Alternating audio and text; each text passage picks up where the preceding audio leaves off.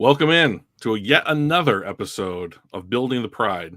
I am your host, Drew, and I am joined, as always, by my newly bespectacled co-host, Mike. Mike, how are you?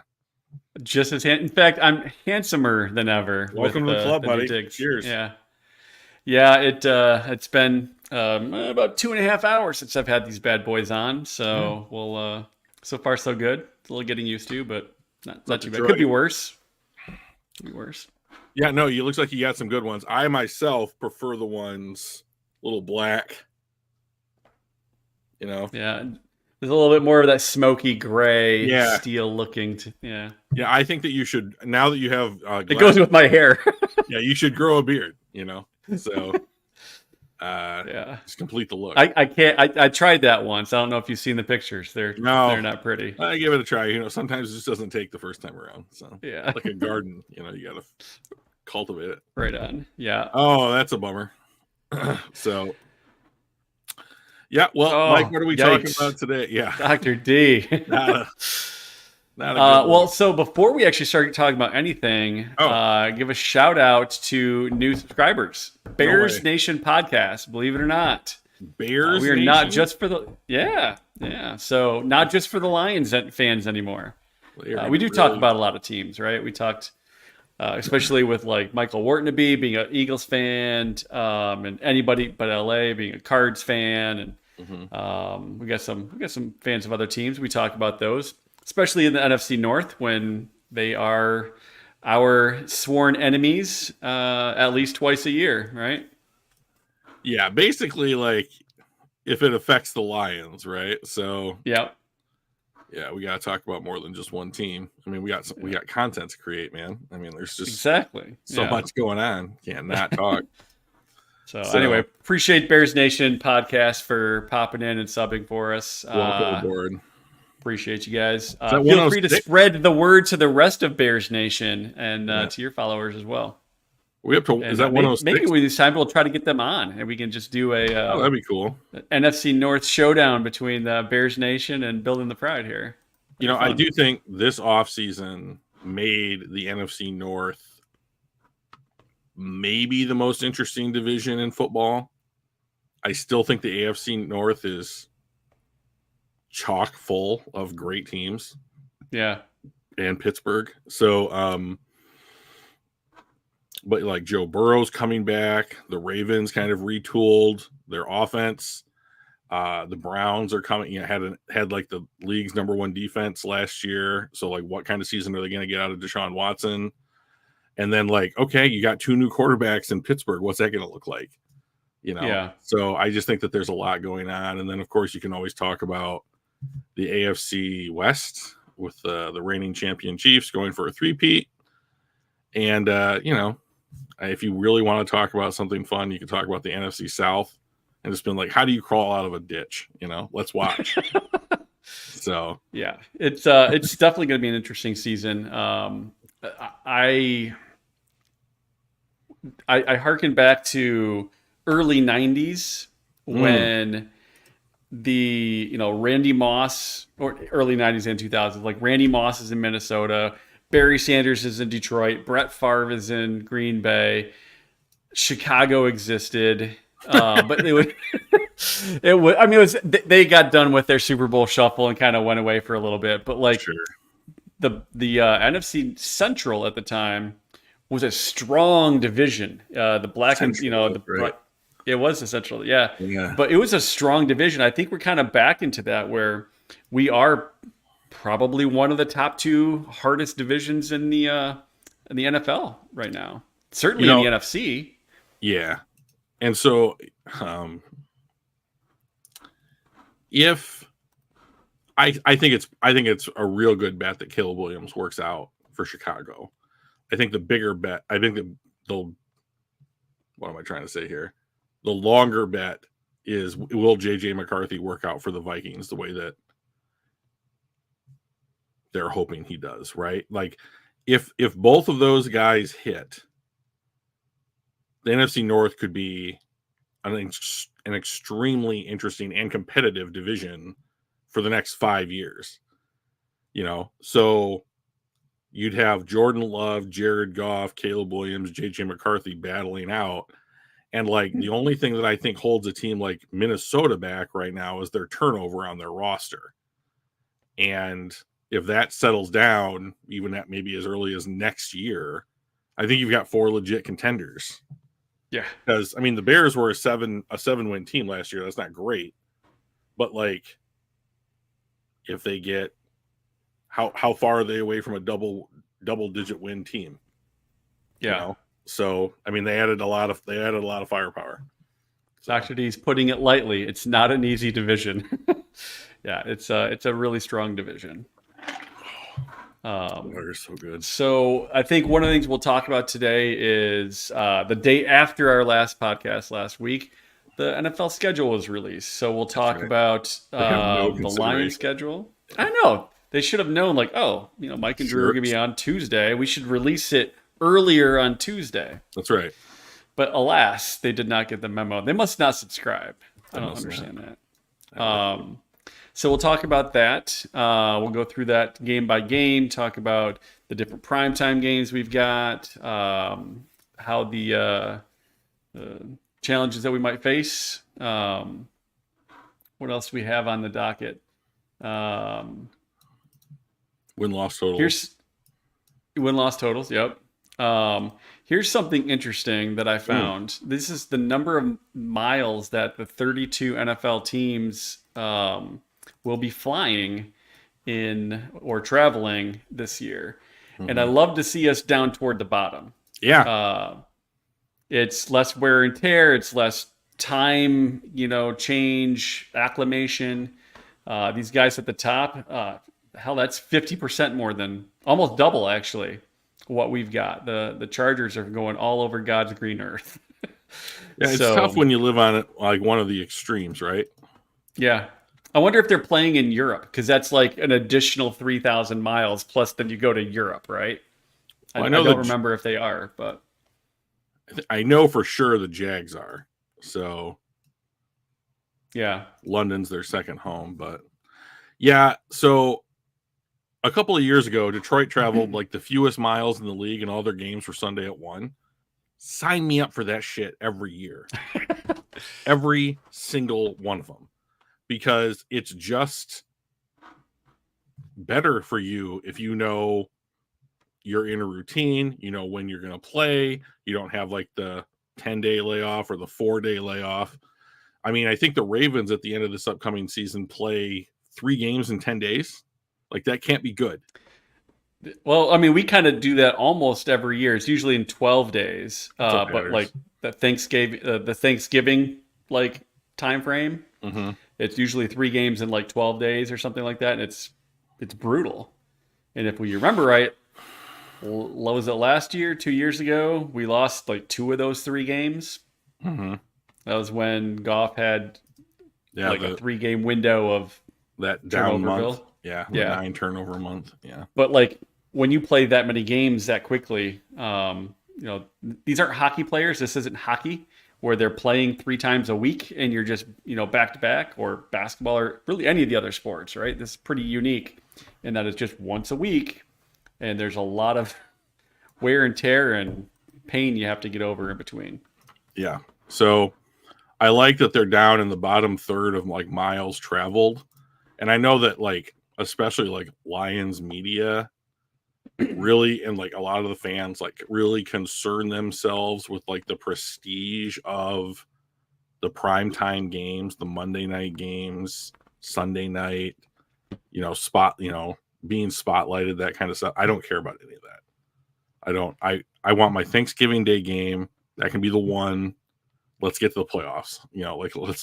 Let's raise divisional banners, and that kind of thing. We have 5 this year. 5 primetime games. It's a lot. So there's only 3 teams with 6, and there were a bunch with 5. Yeah. And Detroit's amongst the 5. Somehow the Jets got a 6 game on prime time, and there had to be some back dealing there because it's the Jets. I mean, like, it's Aaron Rodgers. Well, presumably he'll play more than 4 snaps this year, and they're going to get their wish of fingers somebody crossed. making, yeah. I'm not going to tell you which way they're crossed, but like I quite enjoyed last season without Aaron Rodgers. Oh, it was great, wasn't it? Yeah. He's just awful. And yeah.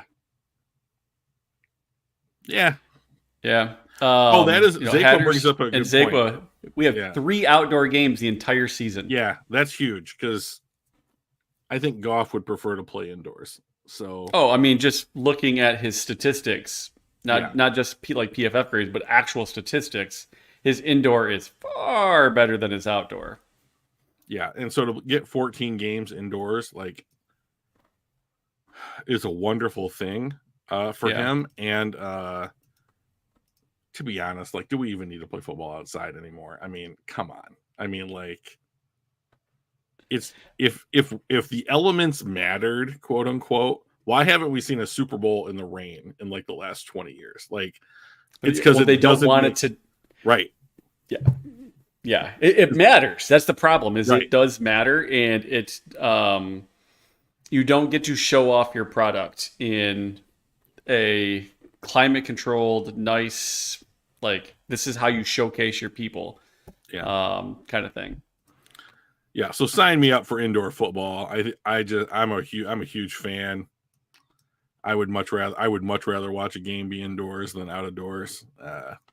Doesn't make any sense to me, basically, at this point. So the other thing around the NFL I thought was interesting was this one, comeback player of the year race being amazing. With Rodgers was out, Cousins got hurt, Herbert's in there, like Joe Burrow. Like, there are so many guys that could come back and potentially win comeback player of the year, and they're these are superstars.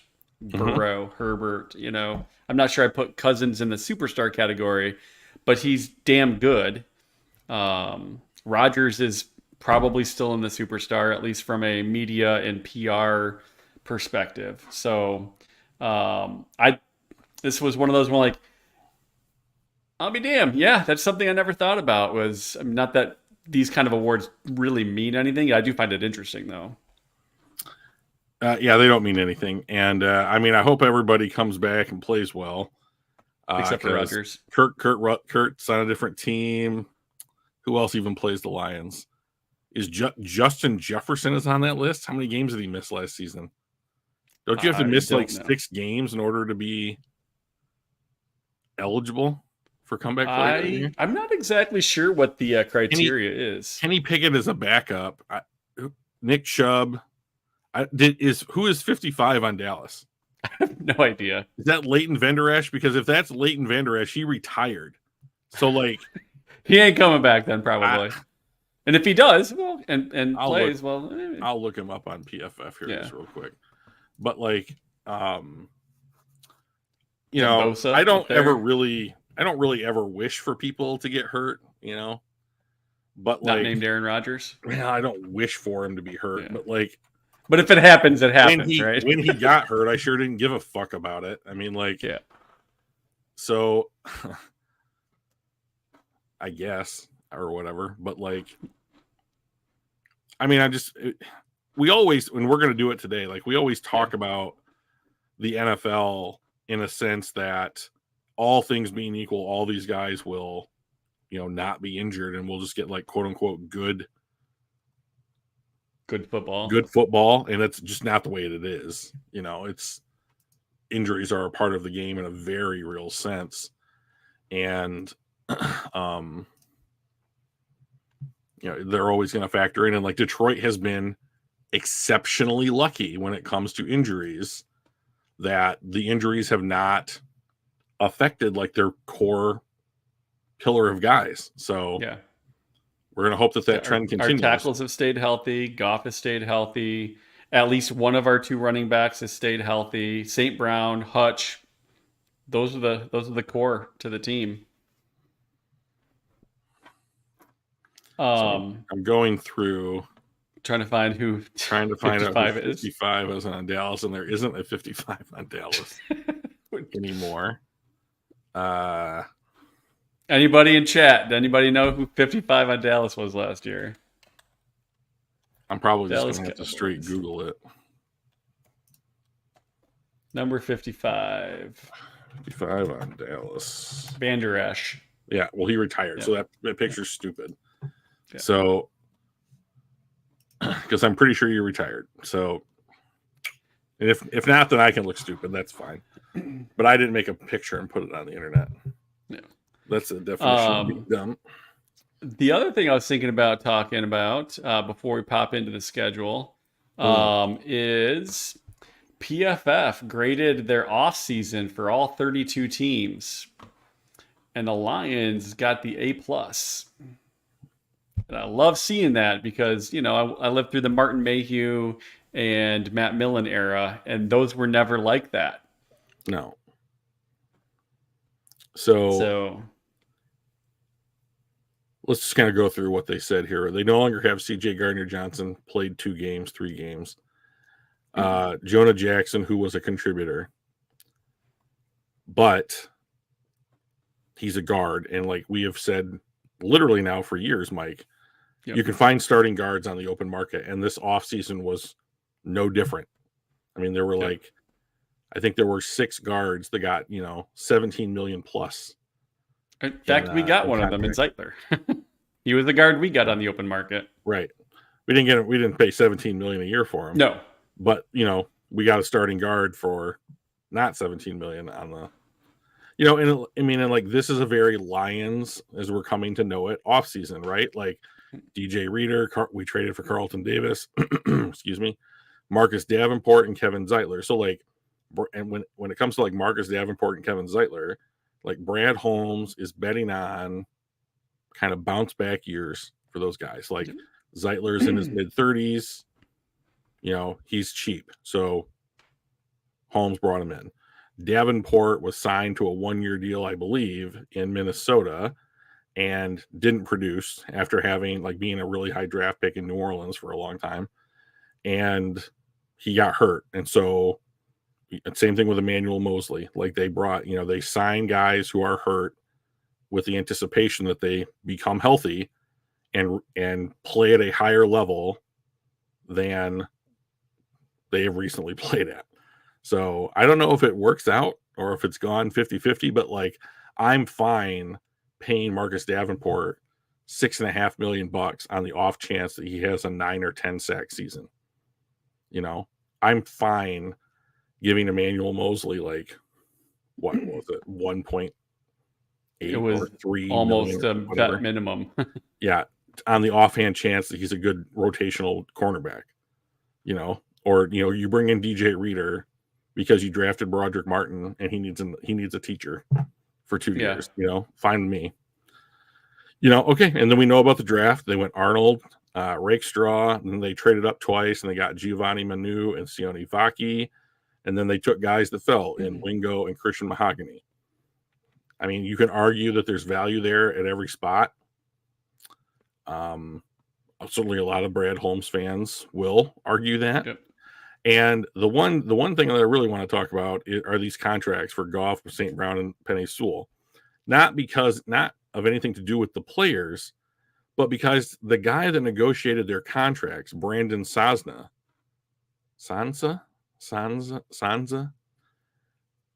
recently left to take. Just slur it like you're drunk, and then no one will. No one will know, right? Yeah. He just got the job as director of player personnel or vice president of football operations, something like that, for the Washington Commanders. So the guy that negotiated all those deals works in Washington now. And Brad Holmes has nothing but good things to say about Sansa, whatever his name is. And that's a real loss, And so he was, I read a quote today from I think it was in the Detroit Free Press, that Brad Holmes basically said, we would target the players and then just trust Brandon to get the contracts done. Yeah. We tell him what we wanted to do, and then Brandon would just get the contracts done. I mean, that's a lot of trust in an individual to do a good job. So that's a real bummer. So yeah, I was chatting with ASICS earlier, right after that kind of. Speaking of ASICS, this is exactly what I was going to say. I I was chatting with him, and I'm like, oh, so he's our chief negotiator, right? He was the guy that gave the highest ever special teams contract to Jared Reeves-Maybin, and the highest ever punter contract, $53 million to Goff, $30 million to St. Brown. Like, sounds like he didn't negotiate much, or basically went, so what y'all want? And add 10% for being rad.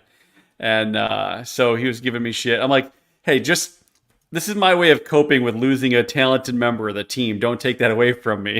If I make him sound incompetent and bad, then I feel better about losing him. Sure. So, well, we'll see what Washington does with him. So, yeah. But yeah, that was a loss. But when you do a good job, people are going to give you a chance, and his job is taken up by Michael Disner. As an equivalency kind of thing here in Detroit. And so they weren't going to fire Michael Disner to keep Brandon. So good luck in Washington, Brandon. Like, I hope we don't have to play you guys anytime soon, basically. So there's that. Good job, Detroit. For the record, it's nice being on that side of the conversation instead of just being the franchise that you see this A6, it's a microphone. It's a microphone. Ooh. And when you have the microphone in front of you, you get to distort whatever truth you want. So nice microphone. It's pretty. Hey, thanks. I got the silver one. So yeah, I went with the deep black microphone. I know you do. I know that's your thing. So schedule came out, Mike. You got a website for us, a little graphic you can bring up for it? As it turns out, I do. We have 3 preseason games that no one's going to care about unless someone gets hurt. That's the only time people care about. Jared Goff will not play one snap in the preseason. I think he will, but I think it's going to be like a quarter. Nope, not one. So? Over under half a snap. You're going to take the under? I will take the under. 100%. Yeah. So I think he's going to get at least like a series in. I'll put it out there. Over under half a snap, Mike. I got the under. You want the over? What's the stakes? Take the over. What are the stakes? I don't know. Something, because I got the under and I feel real solid about it. I think you owe me a burger from last year. I'll have to find that out. It's sitting on your Discord. Yeah. Go ahead. That's fine. Yeah. I'm not really sure. Let's see here. Predictions. Oh, you didn't have to do it now. Oh, I'm doing. You talk. Well, I'm gonna find it, man. Well, I thought we would talk about the schedule. I don't care about the preseason. Fine. Yeah. Fine. We'll talk about schedule. The 3 people listening to us sure didn't tune in to have me look for to our old bets. Yeah. They want this deep, hard-hitting evaluation that we're going to provide. Let's do that. Week 1, we're at home. Oh, so before we get into this, there is one thing I wanted to touch on. Okay. And I want to kind of get your thoughts in the chat, thoughts on this. I'll talk about mine first, and you can tell me if I'm wrong. One of the controversies, debates, whatever you want to call it, going on right now, it surrounds the Rams versus Lions week 1 in Detroit. Should the Lions create and do a tribute video for Stafford in his regular season return debut? I say yes. I'm a Stafford fan, and I'm not going to make any apologies about that. But I do feel that he was critical to our success for 12 years. Now, granted, success is relative, right? But like, he was critical to our team. He's done a lot for the community. I feel most of the successful and classy organizations do that kind of stuff. When Peyton Manning came back to Indy, they did something like that. The fans cheered. They said thank you. And then they went and tried to kick their ass, right? Sure. Other sports, Patrick Kane just went back to Chicago, playing with the hated Red Wings. They do a tribute. The other team taps their sticks on the ice. says thank you for everything you did for us while you were in Chicago, and then they went out and tried to kick our ass. Sure. I feel that that's the classy thing, and I see a lot of people like, he doesn't play for us anymore. He never won with us. I'm like, well, Goff hasn't won yet either. Now, granted, he won a couple playoff games. We haven't won a Super Bowl. Yes, he's had more success. The team has had more success with Goff. I don't think it's enough to dismiss the 12 years that he did put in, playing as well as he did. So I say we should do it. I'm kind of curious what your thoughts are. A6 looks like he is yes. Yeah, I'm fine with it. So, for all the reasons that you just listed, like he was here for a long time. He was a consummate professional while he was here. He never said one bad thing about anybody in his time with Detroit. Or after, even leaving, a lot of times they'll talk shit, right? And he's never done that. His wife, I mean, like Kelly certainly had some stuff to say. But yeah, I mean, like, I just do think, like, so I am a big believer that the Lions fan base can be the best fan base in the NFL, not just based on like ranking how passionate you are about your team, but by like how well you conduct yourselves and treat people. Like, no cars got tipped over and burned during the draft party. Right. Like, no businesses got vandalized. That shit was just, we were cool with it. It was a lot of fun, and people went home and had their parties there. Okay. No one got hurt. Right. Good job, Detroit. Like, that's excellent. Even after our first playoff win in 30 years, there was no, I mean, yeah, there's hell, Michigan State wins a playoff game or has an 8-win season and they burn couches on the campus. Right. So like none of that. Right. So here's another opportunity to just, I mean, it costs you nothing. It costs you nothing to just honor what this guy did for the team in a very dark era of that the team had to go through. And it would have been, in my opinion, much worse without him. So let's just say thank you. We can do it one time. We beat them in the playoff game. He's got his Super Bowl ring. Fine. Like, there's no animosity on my part here. And I get not doing it for the playoff game, right? Playoffs are a little bit different story. Right. I don't want to give them any feel goods like they're the enemy. Mm-hmm. And yes, they're the enemy in the regular season too, but like I think it's a different level. I think it's gonna have a playoff atmosphere, but I definitely think that the regular season is the time to do that. And as Zako says, no, it's long past that. Trade's been over for a couple years now. It's true, but this is the first time that he's had a regular season game in Detroit where we can do it. So even if it was 4 years ago, I still think it's probably the right thing to do to go, first opportunity, that's not in the playoffs. Let's just do it. Take 2 minutes, let everybody clap and say thank you, and then go out there and kick their ass. And it's fine. I mean, I think that's fine if you're not down with the tribute or whatever. Like, I don't have any problem with that, to be honest. So, because this is a competition, it's a sport. There's a lot of money. There's a lot of pride, out there, that these guys are playing for. And there is a very, I'll say real, philosophy behind, if you're not with us, you're against us, or whatever. So, okay, that's true. That's out there. But like, we can just think that and still give him a tribute video once and then go out there for the rest of his career and try and absolutely decimate him. Right. Because as soon as the tribute video gets done playing, that's exactly what's going to happen. So 100%. Like, it's not going to, in my opinion, there's an upside to doing it. And like, Detroit has made an effort to build bridges with some of their old stars, Barry Sanders, Calvin Johnson, Chris Spielman's in the building.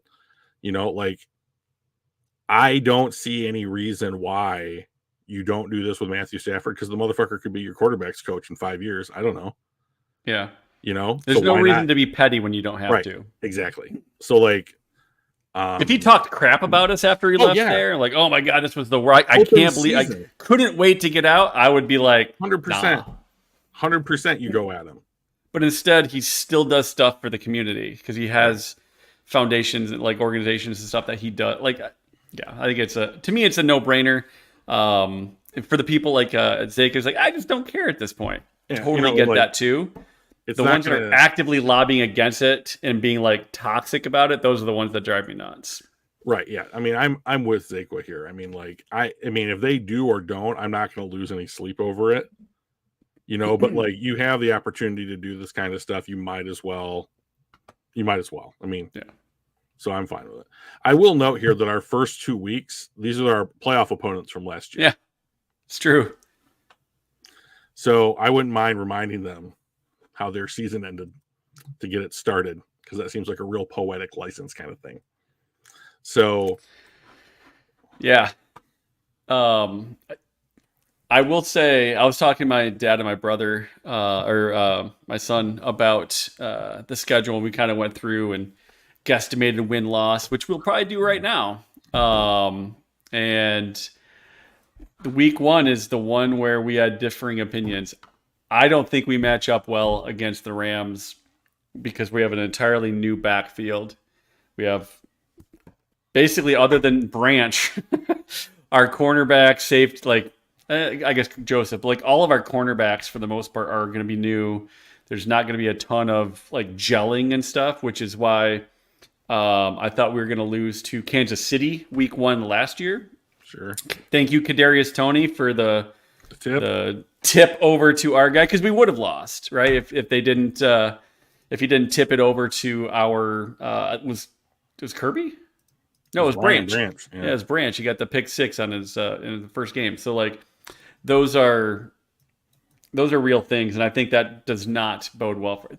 I have us losing this game at home. Yeah, I don't have any fear of the Rams at all, to be honest. Like, Aaron Donald retired. Like, they have a bunch of guys who weren't on the team last year coming in. Like, is this a Jonah Jackson revenge game? Like, just don't give a shit. I mean, like, I still think that, assuming everybody's healthy, both sides of the ball, when we're talking about this, like, I like our defensive line against their offensive line. Yeah. Their offensive line is greatly improved over the last 2 years. Yeah, but like, it's not like Detroit. It's not like, I mean, like, I will take Aiden Hutchinson against any of their linemen, and I will take DJ Reader over newly centered Steve Avila. And Ali McNeil on either Jonah Jackson, who he knows, or Kevin Dotson. And like, if you want to rotate through James Houston, Matthew Betts, and Marcus Davenport on the other side, that's all an upgrade over last year too. So like, I will take our defensive line over their offensive line, and I'll take our offensive line over their defensive line. And when you win, and I think if you win both sides of the ball on the lines, you're going to win the football game. So like, I think they'll throw for a bunch of yards. I think it'll probably be within a touchdown, but I think Detroit leads this game from the first quarter to the fourth quarter, and the Rams are just like within a possession the whole time. But like, I have no doubts that Detroit will win this game. So, I mean, obviously I do, because I pick them to lose. I also think that we very much could win, right? I think this is one of those flip a coin type of games. My biggest fear with this game is there's going to be a ton of emotion. There's going to be a ton of pressure. There's pressure for the season starts now. Mm-hmm. I think that we're going to have a brand new backfield. I think Stafford's going to have more time than he had in the past, because I think their offensive line's gotten even better from last year, which is a huge improvement over the year before, which was horrendous. I think they've got the better wide receiver core by quite a ways. I think they have as good of a run game as we do. I think offensively they're... Oh, really? You would put... I mean, Kyron Williams on a per rush basis was better than either of our guys. So yeah, if you want to run him 30 times and both of our guys 15 times, that's great. And if you want... But here's the thing that Kyron Williams can't do. I can put David Montgomery in the backfield, and I can put Jahmyr Gibbs. Neither did we, Zeka. We didn't have 2,000-yard backs either. So like, yeah, you're getting real I mean, but like, didn't Gibbs have like 950 or some crazy close number? It was like 900 and 800 or something like that. Well, Montgomery had 1,000 yards. Did he have 1,000 rushing yards? He had 1,000 yards. I didn't think he did. So, like, I could be wrong. This team, I don't know that this team got better than it was last year, because you lost an all-timer in Aaron Donald on the defensive side of the ball. And, like, I know that Detroit did. So we beat them when I think they were a better team when it mattered the most last season in the playoffs. So, like, I don't have any doubts that Detroit will be quote unquote ready to go, and like they have to travel. So, like, it's true. So, I mean, like, I don't know where their advantage comes in, and like, even if they do have a like advantage in like the wide receiver versus like cornerback matchup, our backfield is better than it was last year. It's like, true. I do like, and hope that presumably better. Well, I mean, I would rather have Carlton Davis on either of their two best than Cam Sutton on either of their two best. Right. Okay. And so then Kindle Vildor, right? We got right. You know, like, in theory, we've upgraded, right? Yeah. I would rather have unknown Terrion Arnold on the other guy than Kindle Vildor. No disrespect to Kindle. I mean, but like, well, would you rather have a Kindle Vildor who played 18 games he came in a little bit later in the season, if I remember right, but a whole bunch of games in the season, like he was playing at the end, or Terrion Arnold, who was a rookie, playing the hardest position on defense to transition from college, to average at best free agent signings. Neither of them were particularly great. They were 60s graded cornerbacks that are in a new system with new teams, learning a new defense.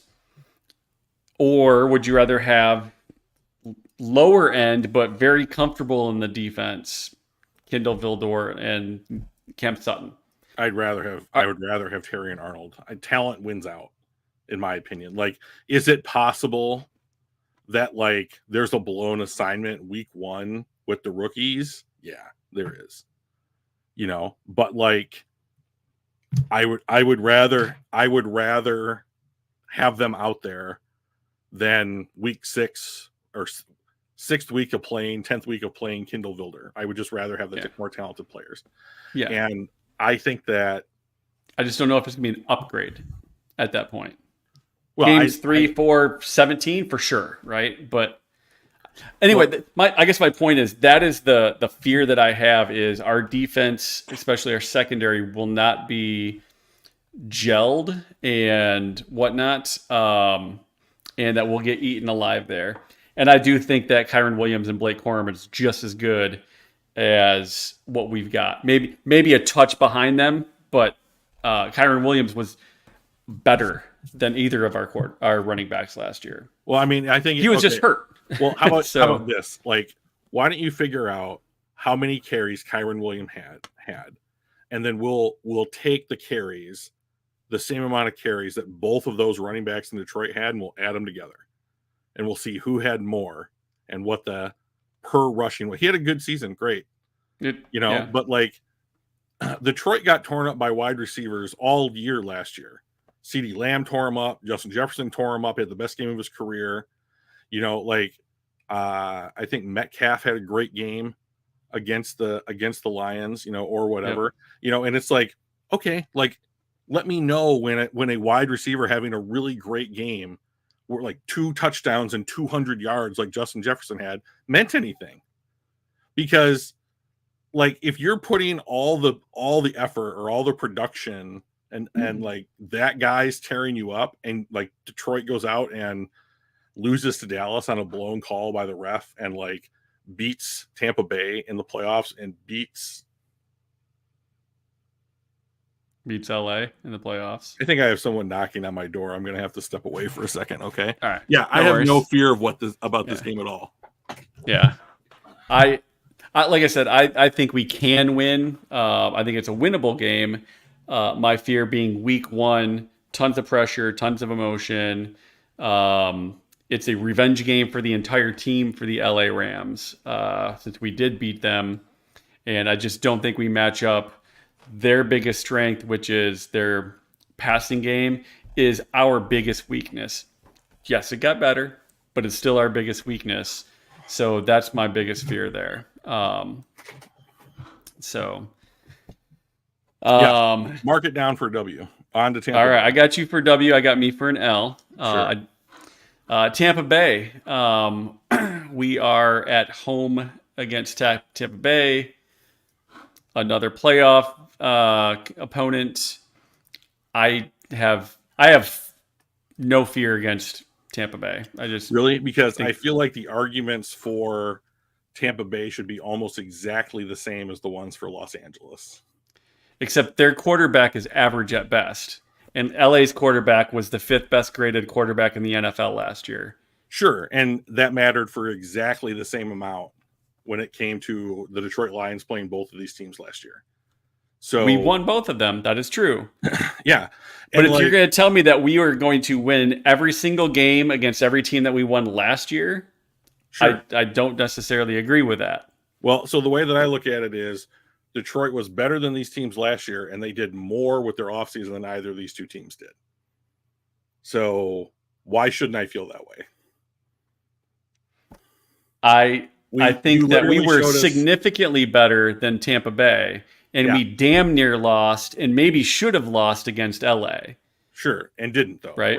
And didn't. That is fair. Yep. We also beat Kansas City, so sure, we should have gone 17-0 and ran to the Super Bowl because we beat Kansas City, but we didn't. I don't know that Detroit was that far off from 17-0 last year, to be honest. You want to do the coin flip thing?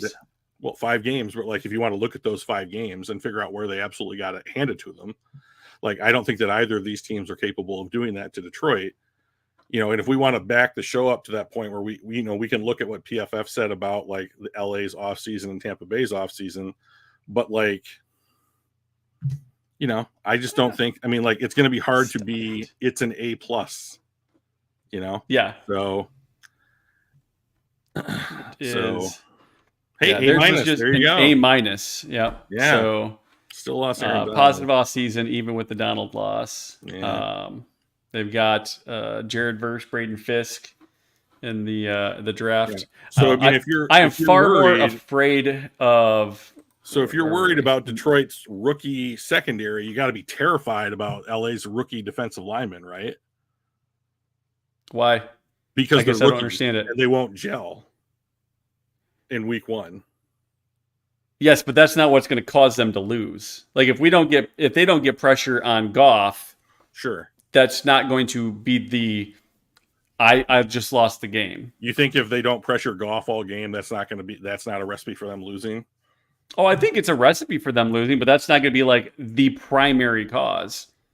Yeah, I think it's going to be a big piece of that. So, I just don't see. The thing that they are best at is still better than the thing that we are worst at, even if the thing that we are worst at got better. Yeah, but I think that but other than that one matchup, their wide receivers against our DBs, I think Detroit's better literally almost across the board, other than at quarterback. And to be honest, I don't know that Mike. I know that Kyron Williams had his only good year in the NFL last year. Okay, but you are severely underestimating the Lions running backs. It's not like he didn't do anything. Oh no, we were great. Yes.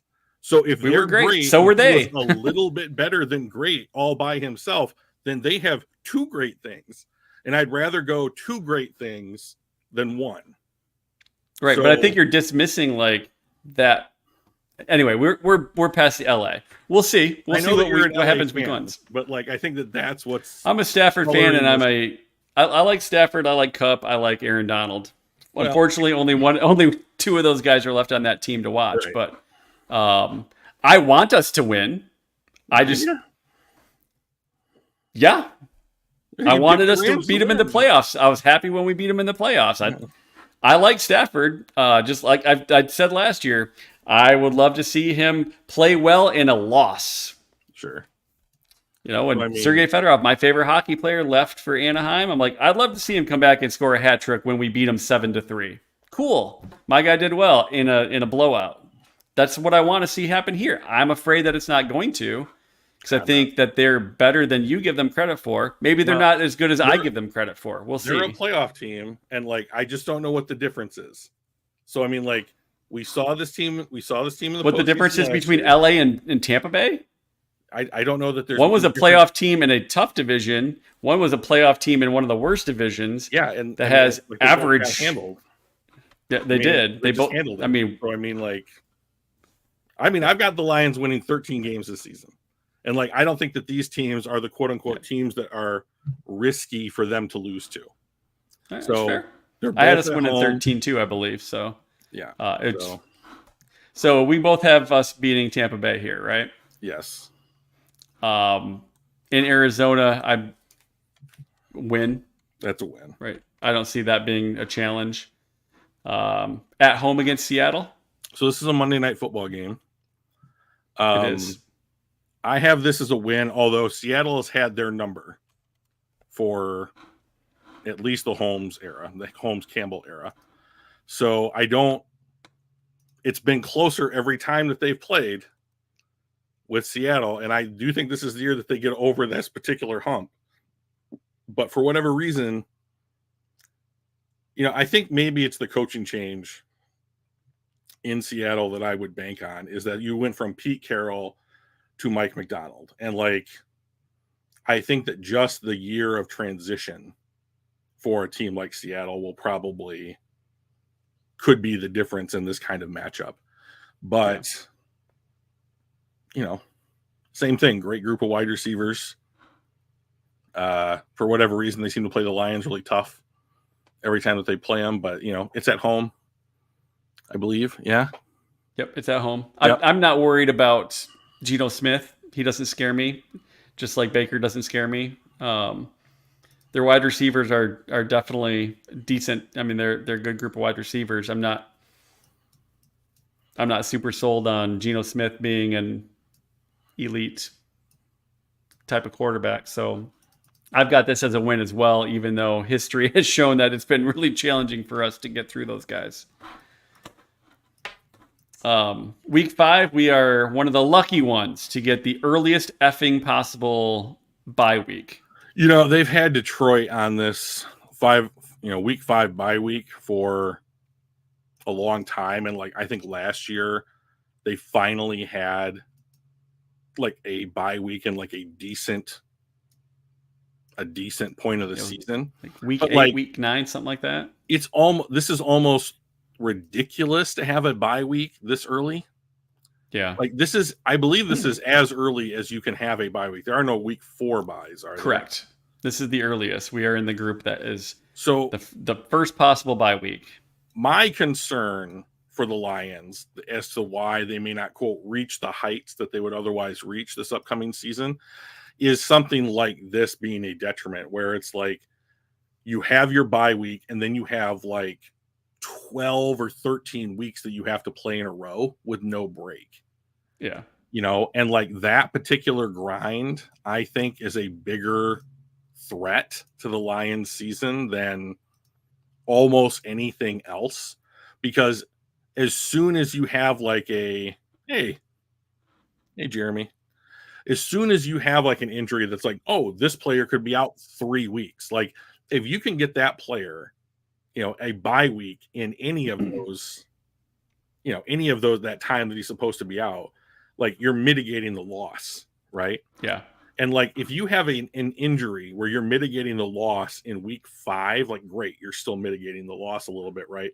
But it's so detrimental to be and just remain healthy as you go deeper into the season.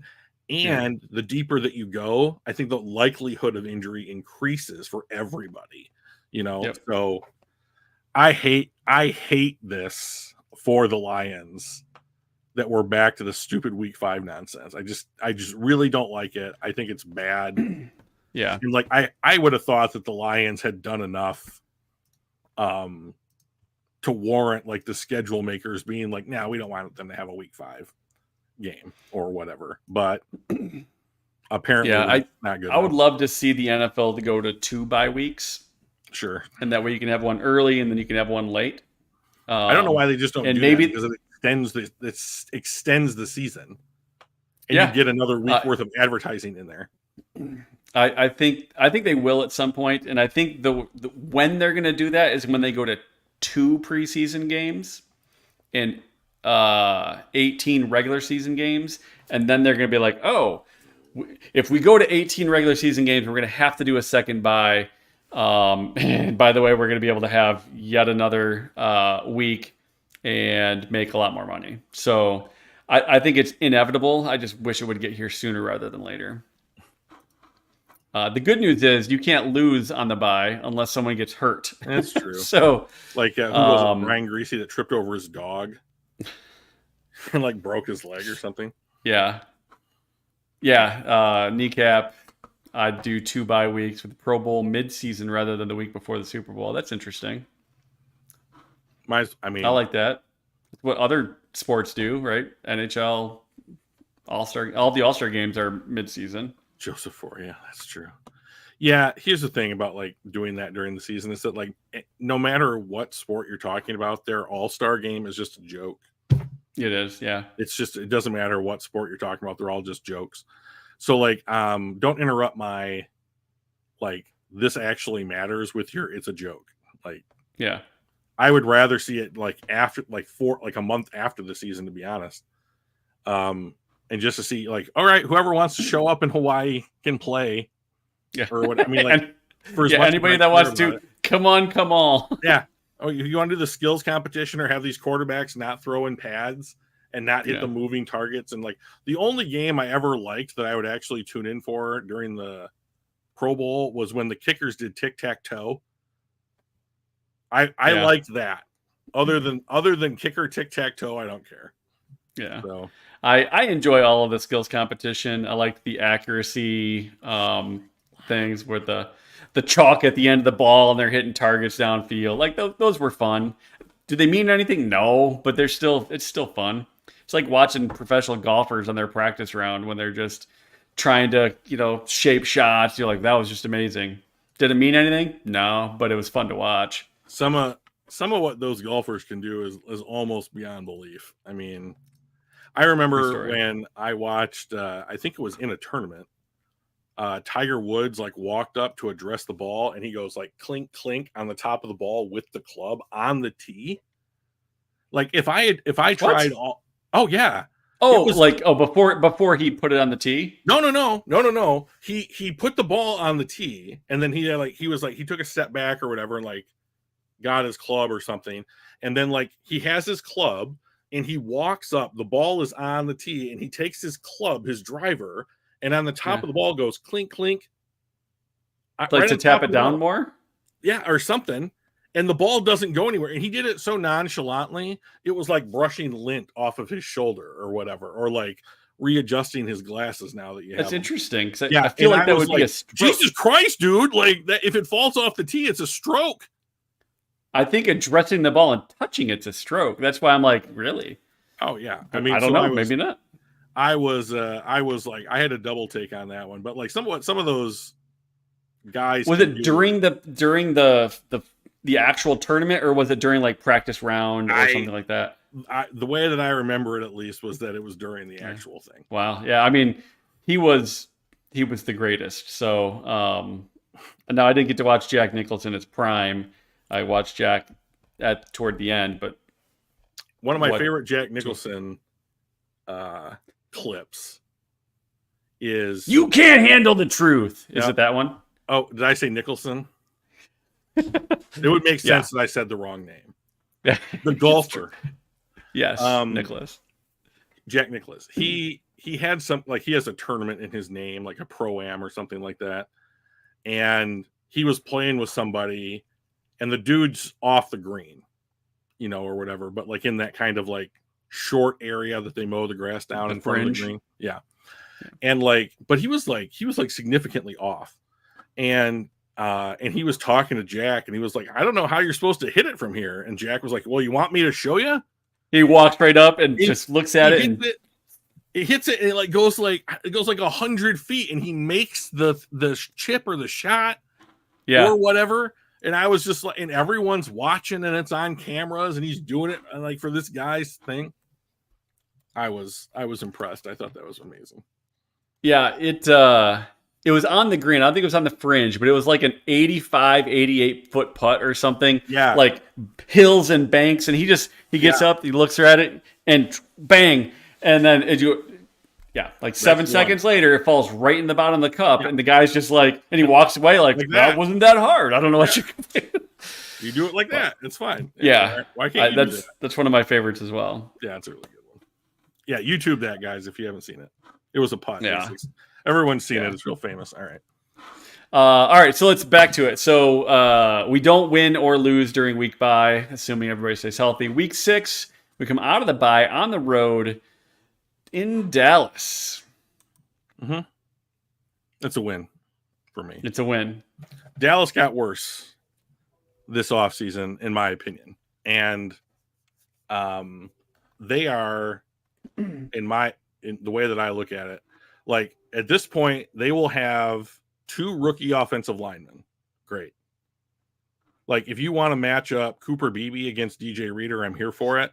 And I'll take Tyler Guyton against Aiden Hutchinson every day of the week.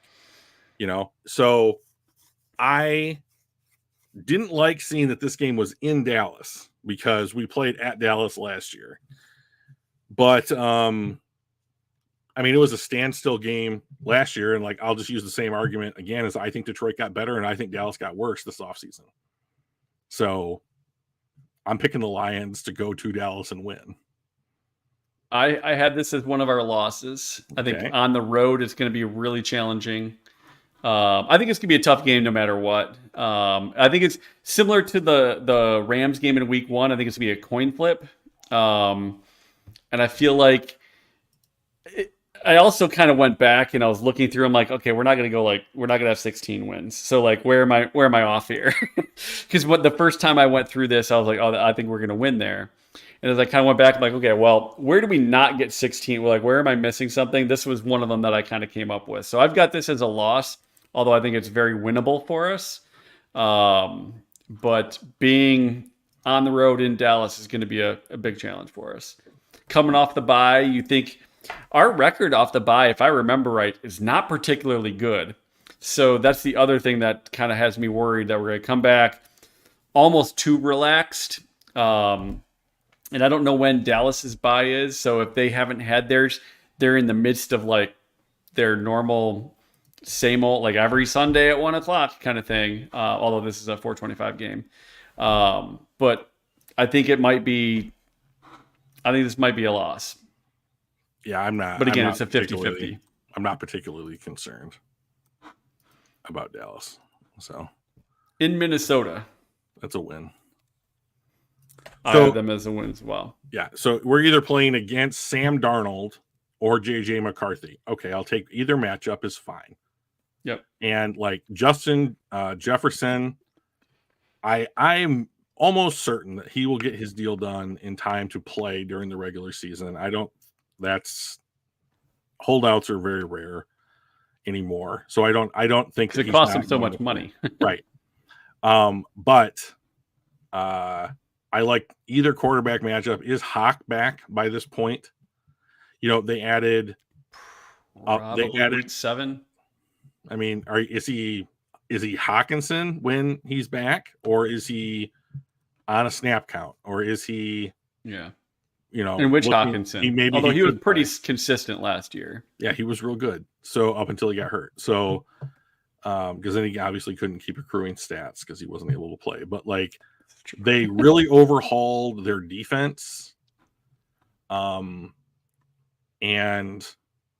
I think it's going to be an even more heavy blitz style of play from the Vikings. I bet they blitz. I'll bet the Vikings blitz more than any other team in the NFL, and I bet it's by a lot. I would see that at the end of the season. I think that the Vikings will have like a significant difference between them and whoever's next in the number of times they brought an extra pass rusher, and that is the only way that I see them being able to win this game is if they can they are bringing so much pressure that Goff literally cannot handle it. But like, I mean, then I look at our offensive line and I'm like, okay, are you going to leave? I don't think they're going to leave Laporta in to block. He can do that a little bit, but like, I think that he can beat the outlet too. Yeah. So like, is he going to chip and then release? Is he going to take on a linebacker? You know, like, are they just going to bring in like a sixth guy, or are they going to bring in a running back that can skipper? Are they going to bring in like a running back that's I don't know. I mean, like Gibbs is certainly game to lower his helmet and dish it to a dude. Like, I assume that he's also cool with like lowering his helmet and taking on an incoming linebacker. So, they will. He needs to if he's going to be in the NFL. Yeah, that shit's going to happen whether you want to or not. But I have the Vikings finishing last in the North, so I think this is a win because of the difference in quarterback play. But I think we are significantly better at basically every position. What is happening with my computer? So I got that one as a win. Tennessee at home, another 1:00 game.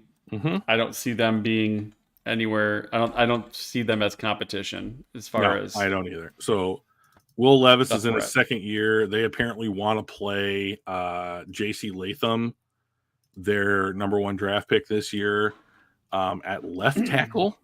And so if you're telling me that the left side of their line is Latham playing out of position at left tackle, and then the kid from Skoronski, the kid from Northwestern, in the second year at left guard, and they signed Lloyd Cushenberry, who's a good center, at center.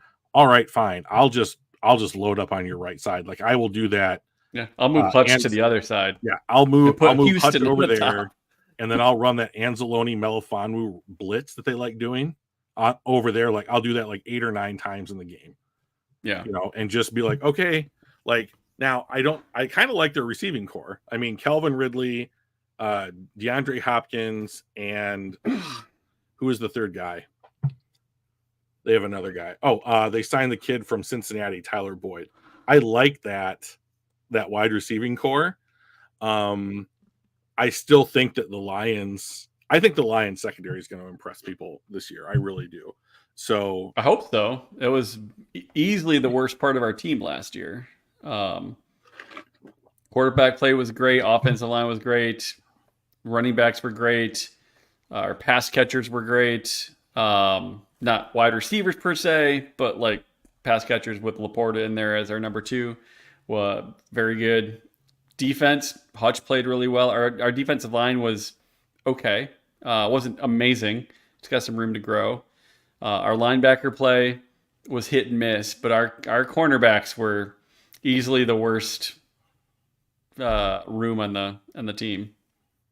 Yeah, and I think that they're significantly better, even just on paper. Well, especially at this point in the season, right? We're halfway through the season. We've gotten OTAs, we got a couple of preseason games in, and we got half of the season done. If we're not on the same page at this point, then there's something wrong, right? So, yeah, I'm not worried about there. Green Bay in Green Bay. So early November, it's going to be cold, but not necessarily horrendous weather when it comes to like snowfall and stuff.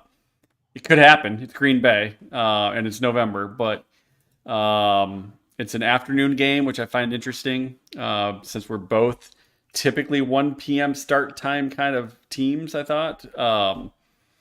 So I'm not sure why that is, but slightly out of our norm. 1 o'clock on the West Coast. Sure. But their target audience is not the West Coast. It's the East Coast. That's why all of our... Their target audience is anybody they can get to tune in. So, I mean, we don't have regional television anymore, really. Yeah. Like this is probably the nationally televised Fox. Right. So, yeah. Exactly. So, this is the one I have as the first loss of the year. So the Lions would be 7-1 at this point for me. I've got this one as a loss as well. I don't think we're going to sweep Green Bay. I think that we will do a home and home win. Yeah, this is one of the few teams that I would say I think got better in the offseason. So, yeah. Yep. And you're in there. And they were good. They were a playoff team last year.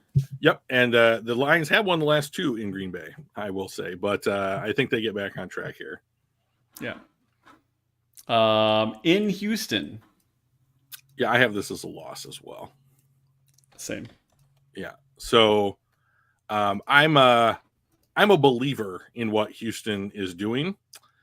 And I don't know that it's all going to work out, but if CJ Stroud is this upcoming season what he was this past season, then I really think that it's going to be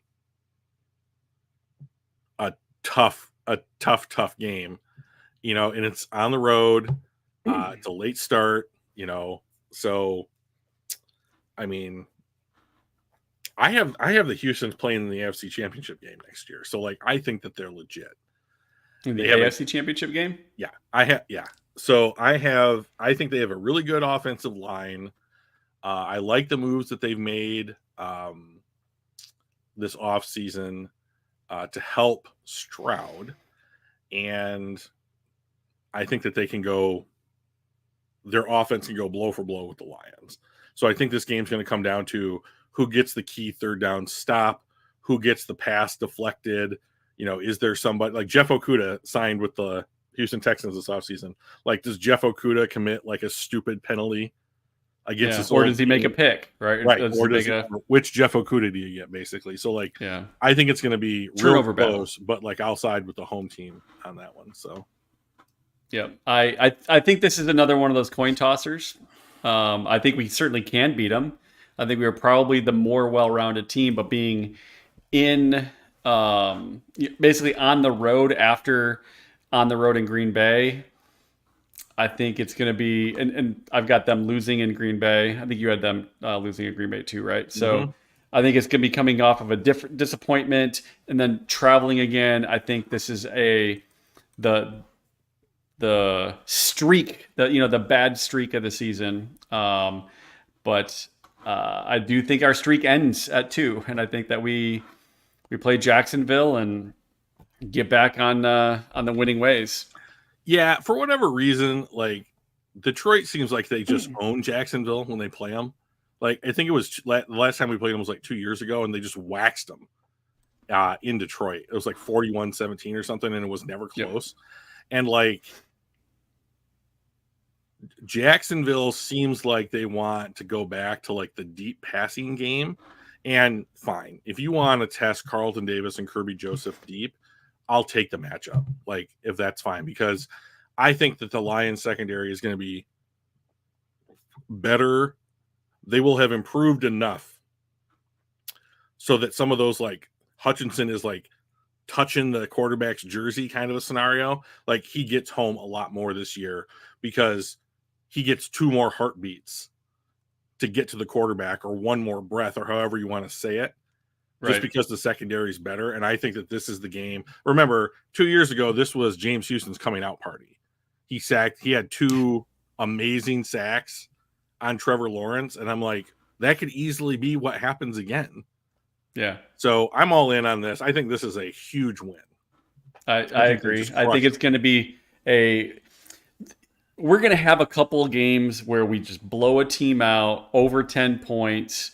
Maybe not more than 2 scores, maybe not more than 14, but I think this is that one of those games where it's going to be a double-digit victory. And then we go on the road again to Indy for a 1 p.m. start. It's not a long traveling trip, so we don't have to worry about being tired. I've got us winning on the road here. Yeah, I do too. I think that they are getting close to taking over their division, even with Houston's meteoric rise out of quote unquote nowhere. And if Anthony Richardson is healthy at this point in the season, I think he's going to give the Lions a lot of problems. He's very reminiscent of Justin Fields to me, but with a lot more upside. And Justin Fields gave the Lions a terrible time when he was in Chicago.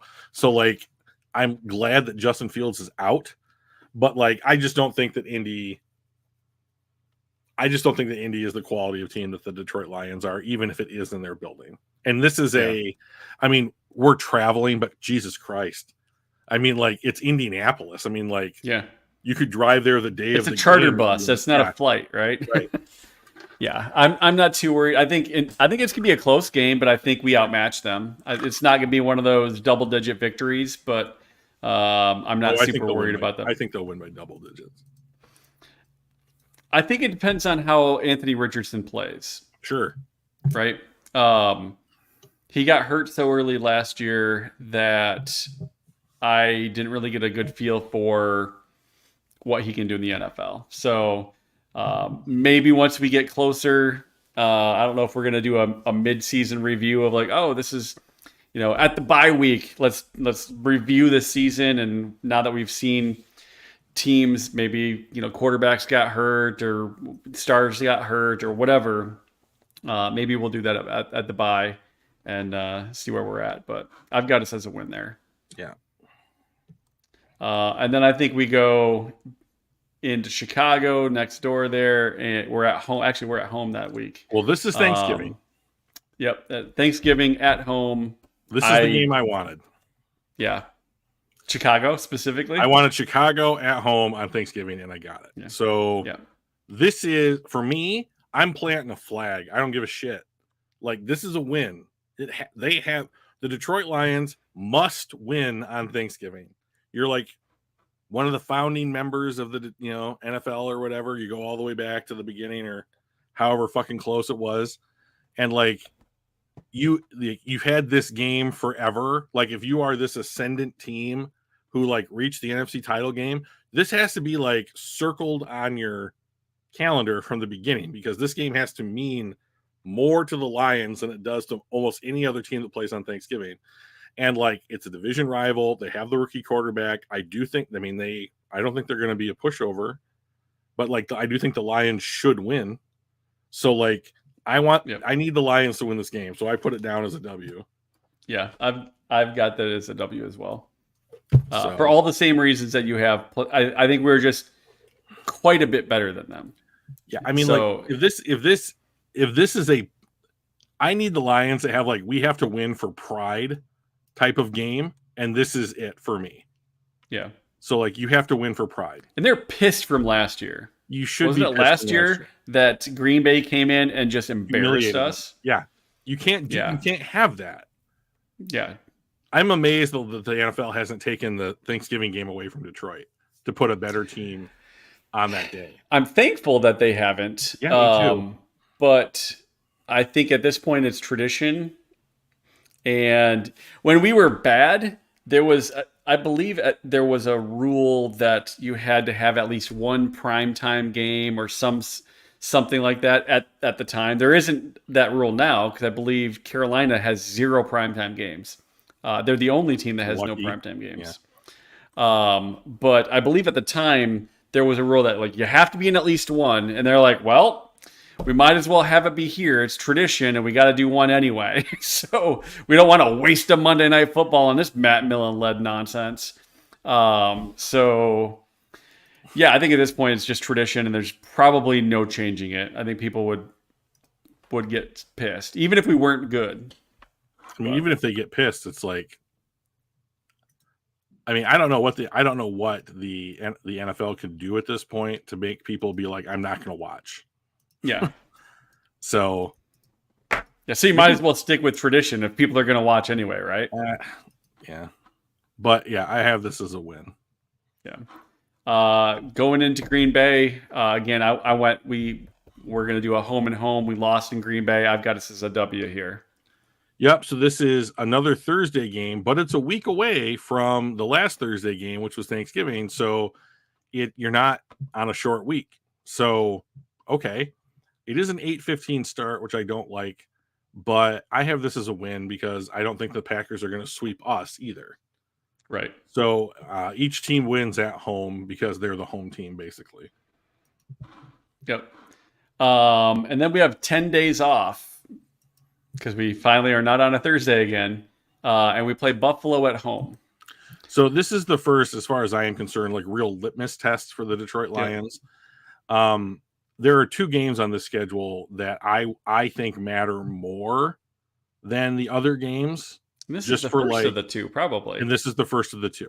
Yeah. And I know you know what the other one is then if you said that. So like, and the reason why is that this will be the best quarterback that they have played all season. And I don't think that Buffalo got better in the offseason. No, they had I think they took a step back. Yeah, they had cap problems. They traded one of their best offensive weapons in Stephon Diggs. And they still have Josh Allen. So like, here's my fear. 2 years ago, they played the Bills on Thanksgiving. And the Bills got the ball back with 40 seconds left to go. And they went like 50 yards and kicked a field goal to win the game, right? Yep. So can the Detroit Lions play a elite quarterback like Josh Allen in a close game, which this might be, which I think it will be, and win? And if you can do that, then I think, all right, I'll start to believe that this team can go in and beat elite quarterbacks. Anybody, yeah. Right. You have that is where I think this team is. This team is not with those other teams that have quote unquote the elite quarterbacks. I think this team is the team that's like, we have built up our roster to be better than your roster. And that roster difference has to overcome your quarterback. So like, here's your first chance. Yeah. I've got us as a W. I think this is one of those. Okay. The reason why I have this as a W is I think there are going to be games. I think there's going to be games that we win that we maybe shouldn't have. Yep. And I think there's going to be games that we're going to lose that we maybe should have won. And I think the Rams game is going to be the loss that we probably should have won. And I think this is going to be the win over a team that probably should have beat us or had a really strong chance to beat us. So this is where I think we separate the Lions of today from the Lions from a couple years ago. So I've got this as a W, and hope I'm right. Plus, I think Buffalo just took a big step back. Losing Diggs is a big blow. I did not think they got any better. Even outside of that, I didn't think they really improved their team particularly much. So, and I think we did. So I think for all those reasons, I'm in. Yeah, and I am going to bet on the team who has the better quarterback until I'm shown that they can beat those teams. So I don't care that it's at home. I don't care that the team got worse.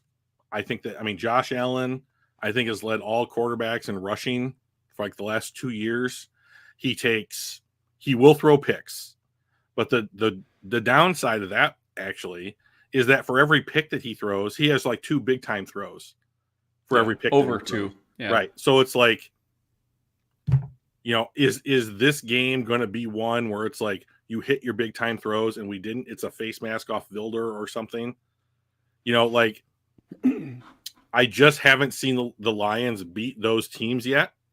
And so this is, here's your chance. Yeah. Prove it. Yeah. Prove me wrong here, right? Basically. In Chicago, it's outdoors. It's right before Christmas. I still have this as a win. I don't think that the Bears are going to be good enough to split with us this year. Next year, we'll see how Caleb Williams, grows. But they've got arguably the best wide receiving core in the NFC North. They've got a really strong wide receiving core. Assuming Rome Odunze is as good as his draft position. Well, let's just take him out of the equation for a second. Do you think he still may be the best receiving core? I would say that Justin Jefferson is better than any other wide receiver in the league, let alone the NFC North. True. So, but who has the 2 best receivers? Is there a team that has a better wide receiver tandem than DJ Moore and Keenan Allen? And I don't think there. Unless you want to say, hey, Laporta's damn good as a pass catcher. Well, let's move him into that. He's not a receiver, though, right? I think that Amon-Ra St. Brown and Sam Laporta is a discussion, but I still think that Keenan Allen has been an amazing slot receiver in the league for like 13 years. And Sam Laporta was a rookie last year. So, like, I think that I'm going to lean toward Keenan Allen. And then if you want to say who goes 3 deep, then I think it's, well, I might take Odunze over a lot of other teams' third options. Yeah. So, like, I think that I would probably take him over J-Mo. I think I would probably take him over Jordan Addison or TJ Hawkinson, depending on how you see it in Minnesota. And I can't even name the Packers wide receivers, but like they're relatively good. I mean, I just don't know their names. So like, I do think that his receiving options, and if you want to throw Cole Kmet in there, I still think they get better. Like Cole Kmet is not a pushover at tight end. So yeah, I think they've got some weapons. Like to me, what I would do in this game is our offensive line is really, really good, and we're just going to push you around. And like, this is a David Montgomery. He hates the Bears. He hates them. So like, I think that I would give the ball to Montgomery like 20 times. And just let him run over people. Like, get that anger out, David. I really like Jahmyr Gibbs, and I know that I've argued against him a couple of times, more than a couple, but like, I like David Montgomery a lot, and like, I don't know that he's got breakaway speed, but he ripped off a 75-yarder last season. I believe that was against the Chargers, and like, he's got decent speed. And like, the one thing the Lions have really put a premium on is like broken tackles. They want people who are going to break tackles, basically. And like, he is excellent at that. So yeah, I think that this is a David Montgomery, 2 touchdowns, 110 yards, 2 catches for, 10 yards or something like that. And like, if the weather's bad or whatever, then our offensive line just beats them up. Yeah. Yeah. What you said. Yeah, I think that it'll be interesting. It'll be fun to watch Caleb Williams with that group of wide receivers. And I think he's going to be dangerous. I don't think they're going to be out dangerousing what we can do to them. I think we're just heads and tails a far better roster. So I've got that as a win, even though it's on the road in December. Goff does not do well outdoors comparatively in the cold. That's not his forte, but I'm not really worried about it. I think he'll do fine. And if it is really nasty weather, I mean, frankly, I like our running back and our offensive line. So cool. Mm-hmm. Keep the ball on the ground as a, game plan because of weather. I think we still win. Yeah. Don't let the fact that we're paying him $53 million a year stop us from running the ball, Yeah, exactly. We do things to win, not to justify purchases. Yeah. Week 17. So going back to Candlestick. I think they have not gotten I don't think they've really improved a ton over this offseason. I had this as another win. And as much as I was less excited about the very, very beginning of the season against the Rams, I think at this point, they've got Brandon Ayuk, they've got Deebo Samuel, they got Christian McCaffrey, and it's going to be a really, really close game. But I really think that this game up here against Buffalo and the previous couple games where we're like, oh, we win on Thanksgiving, and then we follow that up with beating the Packers and huge win against Buffalo that really gives our confidence a boost.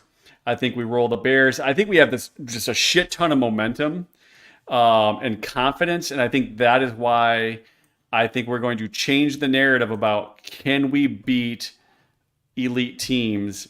And I think this is a little bit of a revenge game too. So I've got us as a W. So I've got us at this point winning our last 7 in a row. Yeah, I don't. This is a loss, like as far as I am concerned. So I don't know why they didn't show up to play in the second half. I don't know what San Francisco did to prevent them from doing anything on either side of the ball in the second half. The helmet doink. Must have been it. But like, I think I am more worried about what San Francisco brings to the table offensively than Los Angeles, because I like the versatility that they can have in their matchups better. If you want Christian McCaffrey to line up against a linebacker, you can get it. If you want Deebo Samuel to line up against that same linebacker, you can get it. If you want Brandon Ayuk to line up against that linebacker, you can get it when it's San Francisco 49ers and the way that they run their offense. Their linebackers are great at coverage. They are. I mean, Campbell wasn't particularly good. Oh, you mean Detroit? Yeah. I mean, okay. I thought you were talking about that's the worst matchup for us. I think when you're looking at, you want to, and which is probably why you picked on if you wanted to match up against a linebacker, because that is not where we excel, right? So it doesn't. Yeah, to me, it doesn't matter. There may not be a linebacker in the NFL, and if there is, he plays for San Francisco, that can cover one of those guys for 2 seconds. Yeah. So like, I think you have to play zone against San Francisco and swarm to the ball. And they want to play man. So if you're going to do that, then I think you need to have the better athletes when you're going to play man. And I don't think the Lions have the better athletes in those matchups. So their wide receivers are going to be better than our corners. So yes, I do believe that is true. My concern though is their wide receivers or any of their pass catchers, name one, is better than our linebackers. And like, for all the disbelief or complete belief in Brock Purdy that the NFL seems to either have or not, he's the most efficient quarterback in the NFL last year by EPA per play. So like, if that's who he is, then he's the best game manager in football. So he is just mobile enough. Like, he's not going to beat you with his legs, but he's going to get a first down on like 3rd and 4 with his legs. Yeah. So like, that's a problem because that's a linebacker's job. And I think if I was San Francisco, I would just be like, this is what we're going to do to get the best matchup on a linebacker, and that's where we go every single play, whether it's Kittle, whether it's Purdy, whether it's Ayuk, Samuel, Christian McCaffrey, doesn't matter. Like, I would just be targeting that, and like, I don't think that there is a way that the Lions can compensate for that particular deficit. So I don't particularly care that it's in San Francisco. I do think the Lions are capable of winning this game, but like, are the Lions capable of saying, this is what we figured out what San Francisco did to us in the second half, and now our adjustment to that in this game heading into it is going to be sufficient to get us back to on par? Because when they were on par, the Lions showed they could play with the Niners. Yeah. So does the strategy or whatever work? So like, I don't know that it can. And so I'm going to side with the team that won, and they're at home. So question for you. Yeah. If in week 15 we do end up beating the Bills, does that change your thoughts on whether we can also beat the Niners? Or is it totally different things? The Bills are they bring an elite quarterback. They bring and the Niners bring a really tough set of matchups. Is it so different that it doesn't matter if we beat the Bills and we're on a 6-7 game streak? This is still going to be probably a loss? Or does that win in Buffalo, the theoretical win, change your thoughts there? The only thing that I think that the theoretical win in Buffalo could do for this team is to basically get them to say like, okay, yeah, we can play with anybody. And it's like a confidence factor. Not that they lack for confidence, but just that like, okay, like, it's one thing to believe that you can do something, and it's another thing to know that you can. Yeah. And so like, I think that the Lions, I think that the win in Kansas City last year set the tone for their confidence, right? And like, I don't think that they certainly lack for confidence by any stretch of the imagination, like at any point at all, for any reason, like, because they're prepared.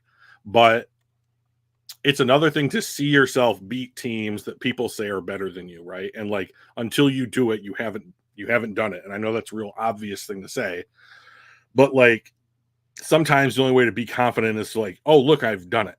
So I know that I can do it again. And like I just think that San Francisco is like their white whale at this point in their team development. So show me you can beat this team. And like I agree with you that like Buffalo and San Francisco bring just a completely different set of obstacles to solve for what it means to beat those particular teams.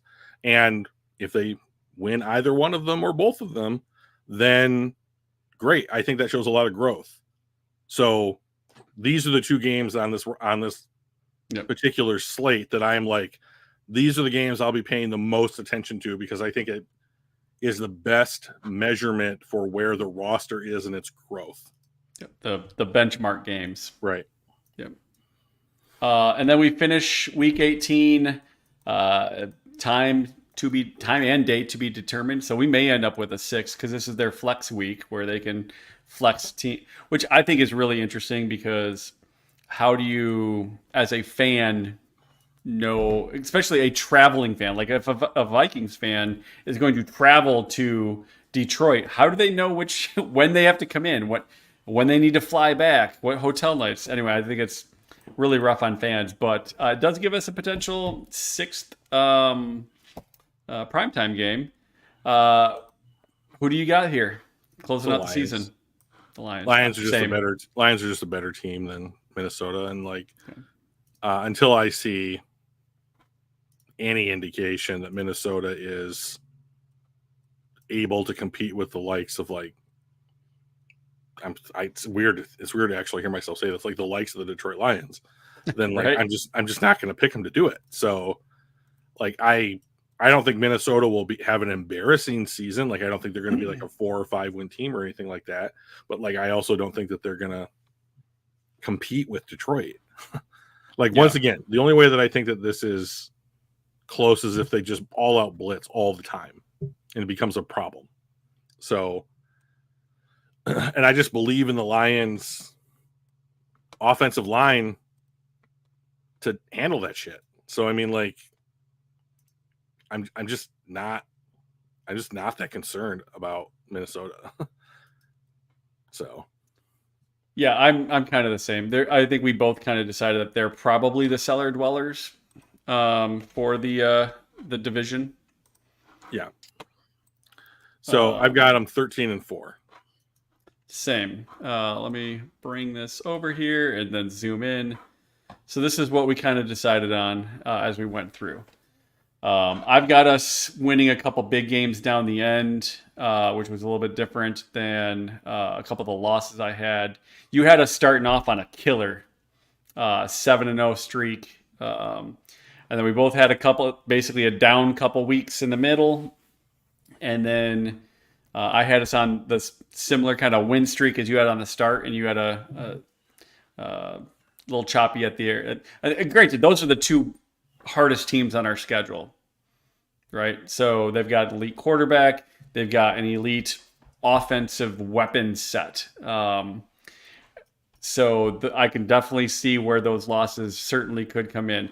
And to be honest, I think that it could be this, right? It could be what we've got here, or what it could be either one of these. It could be any combination of like 15-2, right? Where I'm right, or you're right on these wins, and I'm right on these wins, right? It could be a really good 15-2 season. And I also think it could be an 11-6 season where I'm right on the losses and you're right on the losses. Right.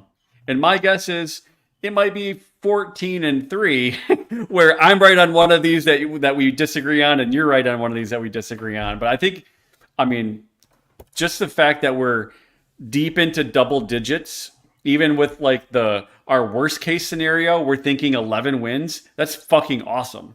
That has not been a thing that we've been used to as a Lions franchise, where like, man, the worst that we're going to probably do is 11 wins, and it's only going to go up from there. Our potential is 15 wins or whatever. That's crazy, and I love the fact that we get to do that, or we get to feel that way.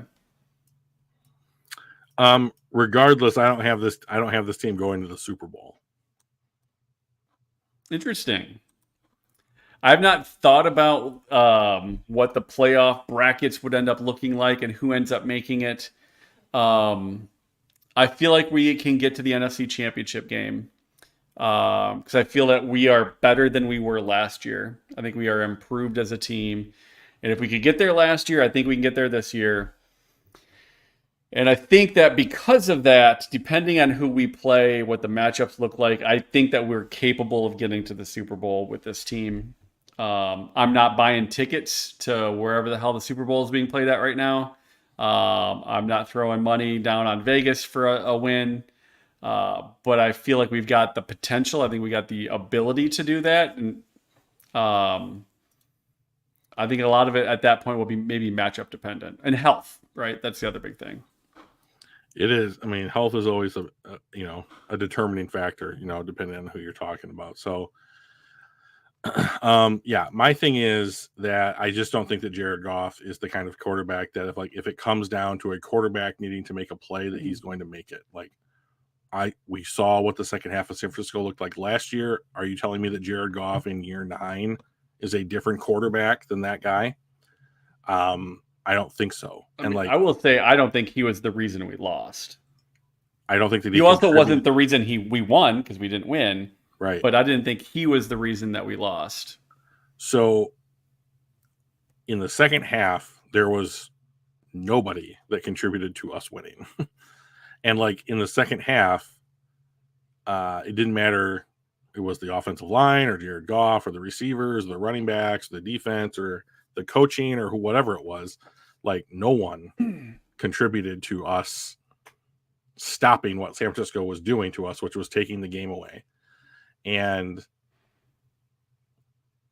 if it comes down to, hey, that stuff got evened out, but it's a 1-score game and they have the ball at the end of the game, or Jared needs to make a play in order to ice the game, I just don't have the faith that he's the kind of guy to do that kind of stuff. To me, Jared Goff is so the conversation has always been he can move you between the 20s, but then when he gets inside the red zone, it's a different game for him. That's who I think the Jared Goff is. And when it comes to the ability, if it comes right down to it, you have to do it. You're the guy, you're the face of the franchise. You've got to make a play right now, whether that's a great throw, whether that's moving the ball with your legs, whether that's seeing something and audibling to another play. I just don't think that any of those scenarios, I'm oh yeah, okay, I've got Jared Goff. I feel really good about that. Yeah. So to me, the entire question is the roster outside of quarterback good enough to overcome elite quarterbacks? And until I see it, I'm not gonna bet on it. So yeah. Well, by then we'll know more about what does that defensive line look like? What does the cornerback situation look like? Because that's the other piece of that, right? Is how does if we can get to that quarterback and force those elite quarterbacks off their game, if we got cornerbacks that are making it tough for them, it removes a little bit of that pressure of Goff has to essentially hand pick us up. Is he the pilot or is he the captain? Or is he the pilot or is he a passenger? Similar to your truck and trailer sure. type of thing. What is he? He doesn't need to be a pilot with the team that we've got around him.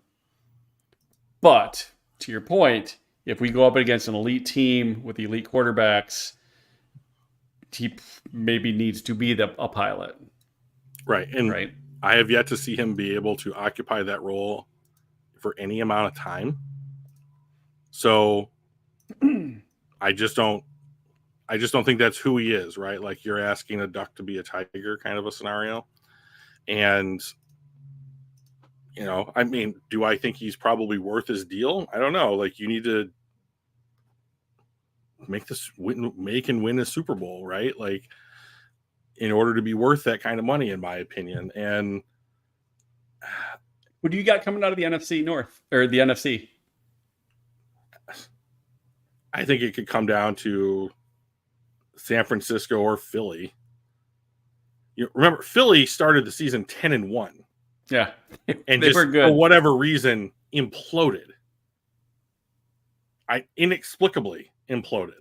I don't know. They did give what's his face the defensive play calling, and then it just went to hell. And if that was it, like he's not there anymore, right? So like right. if that was it, then they solved that problem. Here's the thing about that. I don't know how guys in the NFL continue to get chances to do the things they've been proven to be bad at. Yeah, I know. I don't know. So I just don't get it. Okay. So like, for all the good roster building that we think that the Detroit Lions have done over the last year, the last 3 years or whatever, like Philadelphia has been right there doing the exact same stuff. So yeah, exactly. They also got an A. Right. I did love seeing this though. San Francisco getting a C+. They just didn't have any resources. So they had like 10 draft picks. Yeah, okay, but I mean, half of those are 6th and 7th round picks because they're. I mean, like those are fine. Crappy comps, right? I mean, those are fine, like dart throws, yeah, or whatever, and like you're gonna hit on some of them, but I mean, I'd rather have those picks than not have those picks, but like they're not all gonna work out, and yeah, long and short of it is they don't have Brad Holmes, so. But like in order to be the best, you got to beat the best, and the Lions haven't done that yet. So like, I will just continue to default to the teams who have shown that they can reach the Super Bowl until the line, this harkens back to like my era of like coming up in like basketball. Like the Pistons had to beat whomever, and then they were good for 2, 3, 4 years, right? And then the Bulls beat the Pistons. And then the Bulls were good. And then, the next team up had to beat, like the Magic had to beat the Bulls. And then like the Cavs had to beat the Magic. And it's just this rotation of like this life cycle of like good roster building and like that team being at the right place at the right time with the right mix of guys in order to ascend to the level Red of Wings were the same. Exactly. Yeah. So like the Lions arrived at that level of competition last year. Okay, and then they had a really bad second half of the football game, which I was always told you need to play 2 good halves. And they played one really great one, right? But the second half was so bad that it was sufficient for them to lose. So now they've had that experience. They know what it feels like. They lived through it. They got a chance to learn from it and review it and get better and work on that stuff. And then get angry about it. Yeah, does that stuff matter the next time that you step onto the football field in that respect, right? So I think they'll win the division. They might even get home field in the playoffs. But can you get over the hump and beat whomever you're going to face in the Super Bowl? Like remember last year, I was spitting fire about trying to go for that 1 seed. Yeah. Because then every game is at home, you get a bye. And does one of the teams that you might have to get over, Philly, San Francisco, does somebody twist an ankle and get beat by Tampa Bay or just get shocked by an underdog that blew their wad on the first round to get there? Exactly. So like to me, all right, like if I was the Detroit Lions, I would do like to me week 1 is as important as week 18. And like I would be trying to get that 1 seed. And to be honest, if you win 13 games, I don't know how you don't get the 1 seed. So I would be pushing for that hard. Because I think I think we can get there. The Lions' home field advantage matters to them as much as it matters to any team in the NFL. So it'll be loud. No other team will be able to buy tickets to the game. And, it's indoors. So there you go, Goff. There you go, the guy that will have kick 17 times this year. And that's Are you talking about a punter or a place kicker? Place kicker. So like that's one area. And we're not putting that many times. Yeah. But that's one area they have not done much. Yeah. They signed an undrafted free agent rookie to compete in camp, and they gave Badgley a 1-year deal, and that's the only thing they've done. So I'd be Does really make me a little bit interested. nervous.